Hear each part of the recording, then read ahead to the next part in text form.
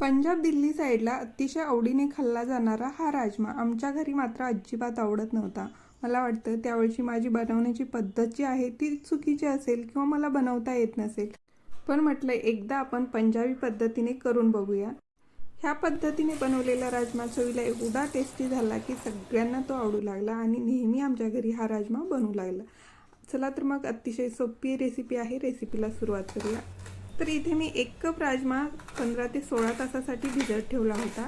तर तो बाजूला ठेवून दिला. 3 मीडियम आकाराचे कांदे बारीक चिरून घेतले. त्यासोबतच 2 मीडियम आकाराचे टोमॅटो अशा पद्धतीने जाडसर चिरून घ्यायचे आणि मिक्सरला ते आपल्याला फिरवून घ्यायचे आहेत. त्याची प्युरी तयार करून घ्यायची आहे. इतर कडधान्यापेक्षा राजमा भिजण्यासाठी थोडा जास्त वेळ लागतो, त्यामुळे 15 ते 16 तासासाठी आपल्याला राजमा भिजत ठेवायचा आहे. राजमा पटकन शिजला जावा आणि ग्रेव्हीसुद्धा छान व्हावी ह्यासाठी इथे मी कुकरचा वापर केला. 2 टेबलस्पून एवढं तेल टाकून घेतलं आणि त्यामध्ये 2 टेबलस्पून एवढं तूप टाकून घेतलेलं आहे. तेलाबरोबर तूप टाकणं मात्र अतिशय गरजेचं आहे. तुपामुळे छान असा स्मोकी फ्लेवर येतो आणि राजम्याची चव अतिशय छान लागते. ह्यामध्ये काही बेसिक खडे मसाले टाकून घेतले. त्या खडे मसाले टाकल्यानंतर ते थोडेसे फुलू द्यायचे आणि नंतर ह्यामध्ये आपण जो बारीक चिरून घेतलेला कांदा आहे तो टाकून घ्यायचा. गॅसची फ्लेम मीडियम टू हाय ठेवायची. कांदा छान लालसर होईपर्यंत परतून घ्यायचा. कांद्याला हलकासा गुलाबी रंग यायला लागला की ह्यामध्ये 2 हिरव्या मिरच्या, त्यासोबतच 1 चमचा आलं लसूण पेस्ट टाकून घेतली. आलं लसूण पेस्टचा कच्चेपणा कमी झाला की ह्यामध्ये टोमॅटो प्युरी टाकून घ्यायची. आता आपल्याला काही पावडर मसाले लागणार आहेत. त्यामध्ये 1 चमचा बेडगी मिरची पावडर, त्यासोबतच 1 चमचा लाल तिखट, पाव चमचा हळद, 1 चमचा धने पावडर आणि 1 चमचा इथे मी गरम मसाला घेतलेला आहे. आता टोमॅटोला छान तेल सुटेपर्यंत आपल्याला हे व्यवस्थित परतून घ्यायचं आहे. नंतर आपण जी ही पावडर मसाले घेतलेले आहेत ते संपूर्ण ह्यामध्ये टाकून घ्यायची. गॅसची फ्लेम स्लोच ठेवायची. स्लो फ्लेमवरती आपल्याला साधारण अर्ध्या मिनिटासाठी हे परतून घ्यायचं आहे.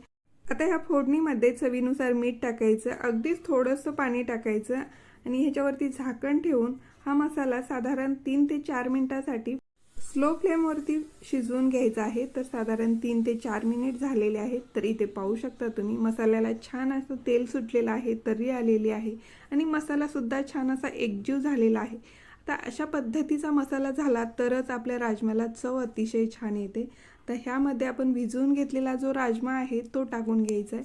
आता राजमा टाकल्यानंतर अशा पद्धतीने छान असा हा मिक्स करून घ्यायचा आहे. साधारण 1 ते 1.5 मिनिटासाठी इथे मी हा राजमा मसाल्याबरोबर परतून घेतला. जर आपला राजमा जास्त वेळ भिजला नसेल तर शिजवण्यासाठी जास्त वेळ लागतो. आता ह्यामध्ये आपल्याला पाणी टाकून घ्यायचे. पाणी टाकत असताना सुद्धा थंड पाण्याचा वापर करायचा नाही, गरम किंवा कोमट पाण्याचा वापर करू शकता. आता कुकरचं झाकण लावून घेतलं. गॅसची फ्लेम स्लो टू मीडियम ठेवलेली आहे. स्लो टू मीडियम फ्लेमवरती 4 ते 5 शिट्ट्या काढायच्या आहेत. जर राजमा व्यवस्थित भिजला नसेल तर थोडासा जास्त वेळ सुद्धा लागू शकतो. पण इथे माझा राजमा जो आहे तो छान भिजला होता, त्यामुळे 5 शिट्ट्यामध्ये हा राजमा छान शिजला गेला आहे. आता आपण कुकरचं झाकण उघडून घेऊया आणि ह्यामध्ये कुकरचं झाकण उघडल्यानंतर सगळ्यात अगोदर कसुरी मेथी टाकायची, बारीक चिरून घेतलेली कोथिंबीर टाकायची आणि गॅस चालू करून 2 ते 3 मिनिटासाठी पुन्हा हा राजमा थोडासा शिजवून घ्यायचा आहे. तर इथे आपण चेक करून पाहूया. तर छान असा मऊसूद लोण्यासारखा हा राजमा शिजला गेला आहे.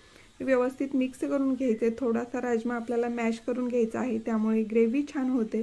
तर इथे पाहू शकता तुम्ही अशा पद्धतीने मस्त असा आपला तर्रीदार आणि एकदम चविष्ट असा हा राजमा तयार झाला.